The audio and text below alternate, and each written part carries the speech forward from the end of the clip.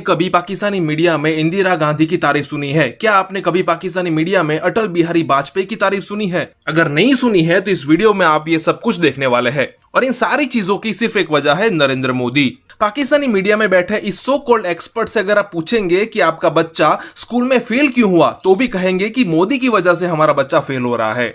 आप अक्सर देखते होंगे कि पाकिस्तानी मीडिया में जो भी एक्सपर्ट्स बैठते हैं उनकी लॉजिक के बगैर ही बात होती है। अगर ये हुआ होता तो ये हो जाता, अगर वो हुआ होता तो ये हो जाता। दोस्तों, 1947 से कश्मीर कश्मीर चिल्ला रहे हैं और अगर आप 2047 में भी किसी भी एक्सपर्ट से सुनेंगे तो उस वक्त भी पाकिस्तानी मीडिया में यही बात चल रही होगी कि कश्मीर मांगे आजादी, हमें कश्मीर चाहिए। लेकिन कुछ भी हो, हमें इनकी लॉजिक लेस बातें सुन के बहुत मजा आता है। तो चलिए वीडियो फटाफट शुरू करते हैं।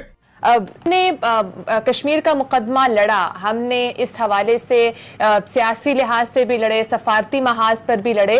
क्या कहीं कोई कोताही रह गई है जो अभी तक हम कश्मीर का मुकदमा जीत नहीं पाए हैं? इस पर एक बेहिसी है, सर्दमहरी है और परमानेंट 5 का रवैया वो नहीं रहा, बल्कि ये इस पर वीटो कर दिया। जब हम एक दफा गए तो यूएसएसआर ने इसको करारदाद को वीटो कर दिया था। उसके बाद से फिर कभी ये करार दोबारा टेबल नहीं हो सकी, ये करारदाद, क्योंकि इंडिया की तरफ झुकाव रहा, कारोबारी ज़रूरियात की वजह से, स्ट्रेटजिक ज़रूरियात की वजह से, बड़ी मार्केट और पॉलिटिकल इन्फ्लुएंस की वजह से यूरोप का और इन परमानेंट 5 का झुकाव उनकी तरफ रहा। और चीन जो एक ग्रोइंग पोजीशन में था 48 ऑनवर्ड, वो अपनी मईशत को डेवलप कर रहे थे और वो भी कोई वाज़ेह पोजीशन लेने से कतराते थे। तो इस वजह से पहले तो कोई हमें बड़ी कामयाबी इस पर हासिल नहीं हो सकी। जो 2-3 जंगें हुई इसमें, उनमें भी एक जो बहुत बड़ा फ्लॉ रह गया जिसकी वजह से ये मामला हल नहीं हुआ। जो जंगें पाकिस्तान की तरफ से की गई उनके लिए माहौल इसी वजह से कश्मीर के अंदर कभी साजगार नहीं रहा।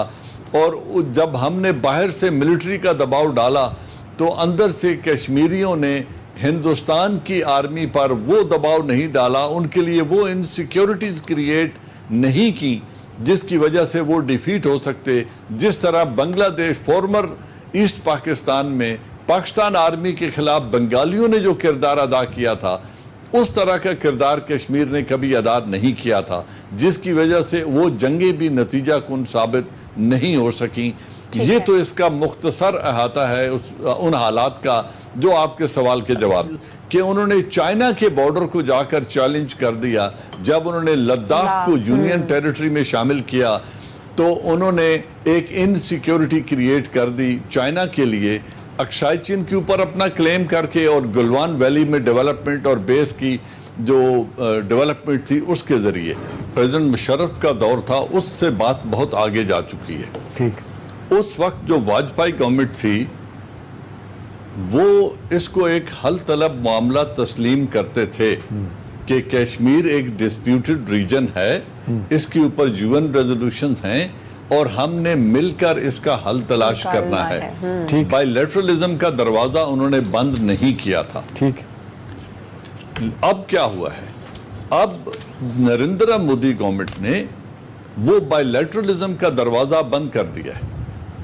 उन्होंने यूएन रेजोल्यूशंस का दरवाजा बंद कर दिया है। उन्होंने सालसी का दरवाजा हमेशा के लिए बंद कर दिया है। उन्होंने शिमला एग्रीमेंट और बायलैटरलिज्म के तमाम दरवाजे बंद करके उन्होंने कश्मीर का स्टेटस ही तब्दील कर दिया। वो कहते हैं ये एक हल तलब मामला है ही नहीं। उन्होंने एक एक्सट्रीम पोजीशन ले ली है। अब इन मामलात में अगर हम कहें कि प्रेसिडेंट मुशर्रफ का सलूशन, तो मेरे समझ में नहीं आता कि अब आप नरेंद्र मोदी गवर्नमेंट को जो आए रोज एक से एक उसका हौसला बढ़ता जा रहा है। उन्होंने नेशनल सिटीजन अमेंडमेंट एक्ट लाया, बहुत शोर शराबा हुआ, वो उससे आगे चले गए। बाबरी मस्जिद को गिरा दिया, उससे आगे चले गए। आज मंदिर की बुनियाद रख दी, एक और कदम हो गया। कश्मीर का स्टेटस यकसर तब्दील करके यूएन को डिसरिगार्ड कर दिया कि United Nation has got to do nothing with it. अब जब एक इतनी हट धर्म और मजबूत हुकूमत है जिसको हिंदुस्तान के अंदर कोई रेजिस्टेंस नजर नहीं आती और असेंबलियां दोनों लोकसभा एंड राज्यसभा उनकी पूरी पजीराई कर रही हैं और वहाँ की अदलिया भी उनके रास्ते में रुकावट नहीं बन सकती, तो इस तरह की एक्सट्रीमिस्ट गवर्नमेंट को आप नेगोशिएटिंग टेबल पे कैसे लाएंगे? या फिर आप इतनी दलेरी करें जिस तरह ईस्ट पाकिस्तान में इंदिरा गांधी ने की थी। ईस्ट पाकिस्तान डिस्प्यूटेड टेरिटरी नहीं था, ईस्ट पाकिस्तान पाकिस्तान का हिस्सा था इंटीग्रल, वहां पे पॉलिटिकल अनरेस्ट था, यूएन का कोई रेजोल्यूशन उसके अगेंस्ट पास नहीं हुआ था। तो हिंदुस्तान ने उस वक्त इसको बहाना बना करके अंदर बहुत जुल्म हो रहा है, हम तमाशाई नहीं बन सकते नेबरहुड में बैठ के, उन्होंने रूस के यूएसएसआर के साथ एक मुआहदा किया और फौजकशी कर दी। दुनिया की किसी मुल्क ने उसको नहीं रोका। ठीक है, ये एक स्टेटमेंट सत्ता अजीज साहब को, हमारे फॉरेन मिनिस्टर भी है, फॉरेन मिनिस्टर भी रहे हैं, वो कहते हैं कि जब एक दफ़ा बात हो रही थी उनसे, जब कारगिल हो गया, हमने कारगिल किया, वो कह लेंगे ये प्लान ये किया गया था कि हमने सोचा कि 84 में सियाचिन पे हिंदुस्तान आ गया था, चुप करके बैठ गया था, हम भी कारगिल कर लेंगे तो हिंदुस्तान की तरफ से कोई रिएक्शन नहीं आएगा, लेकिन बड़ा भरपूर रिएक्शन आया। तो आपके ख्याल में क्या गलती थी कि वो ज़ियाउल हक के ज़माने में हम खामोश हो गए थे, बोले नहीं सियाचिन पे जो हमें रिएक्ट करना चाहिए था इसको वापस लेने के लिए?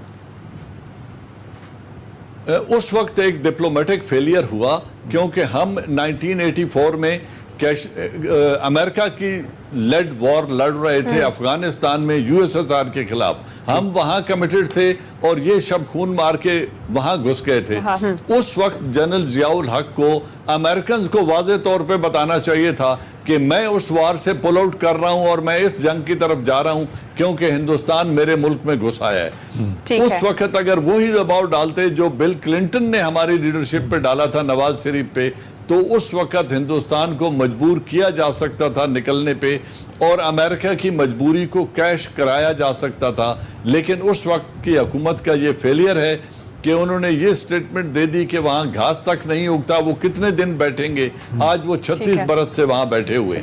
अब इनको कोई समझाए कि कश्मीर का राग छोड़ दे और अपना कश्मीर बचा ले, क्योंकि आने वाले दिनों में पाकिस्तान ऑक्यूपाइड कश्मीर और गिलगित बाल्टिस्तान भी भारत में शामिल होने वाले हैं।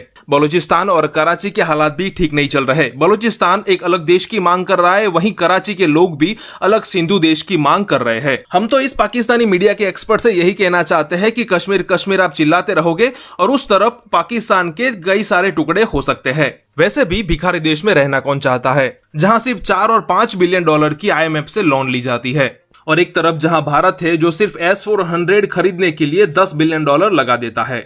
दोस्तों ये वीडियो यहीं तक, लेकिन सब्सक्राइब करना ना भूले और साथ में वीडियो को लाइक और शेयर भी जरूर करें। और शेयर इसीलिए करें क्योंकि हमारा फर्ज बनता है कि हम दूसरे लोगों को भी मजे लेने के मौके दें। तो चलिए, भारत माता की जय, वंदे मातरम।